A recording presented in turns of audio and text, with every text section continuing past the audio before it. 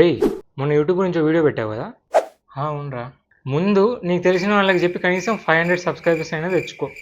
నీకే తిప్పి కొడితే 50 సబ్స్క్రైబర్స్ ఉండరు, వాళ్ళని ఎందుకు నమ్ముతారా? దానికి యూజ్ ఏమి ఉండదురా అంతా. నాకు అర్థం కాలేదు సార్. చెప్తాను, వీడియో ఎండ్ వరకు చూడు. ఫస్ట్ సబ్స్క్రైబర్ అంటే నీకు నచ్చిన కంటెంట్ని ట్రాక్ చేయడానికి, అలాగే నీకు నచ్చిన కంటెంట్ క్రియేటర్ తోటి కనెక్ట్ అయి ఉండడానికి ఒక వే.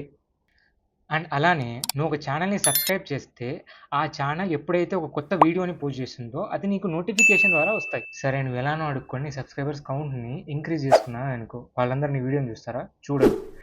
నోటిఫికేషన్ రాగానే స్కిప్ చేసేస్తారు.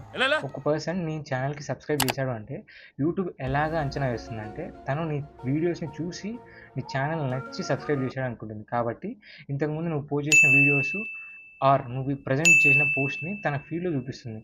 ఒకవేళ అతను దాన్ని చూడకుండా దాన్ని నెగ్లెక్ట్ చేశాడు అంటే నీ యొక్క పోస్ట్ యొక్క రీచ్ తగ్గే అవకాశం ఎక్కువ ఉంటుంది. అందుకే నీకుండే ఆ కాస్త సబ్స్క్రైబర్స్ అయినా నీ కంటెంట్ నచ్చి వచ్చినట్లయితే, నీ యొక్క ఫాలోవర్స్ ఎంగేజ్మెంట్ ఎక్కువగా ఉంటే రీచ్ కూడా యూట్యూబ్ పుష్ చేస్తుంది. అదర్వైజ్ అది చాలా తగ్గే అవకాశం ఉంటుంది. ఇక సబ్స్క్రైబర్స్ విషయానికి వస్తే, నీ కంటెంట్లో క్వాలిటీ ఉంటే నువ్వు అడగకపోయినా సబ్స్క్రైబర్స్ వస్తూనే ఉంటారు.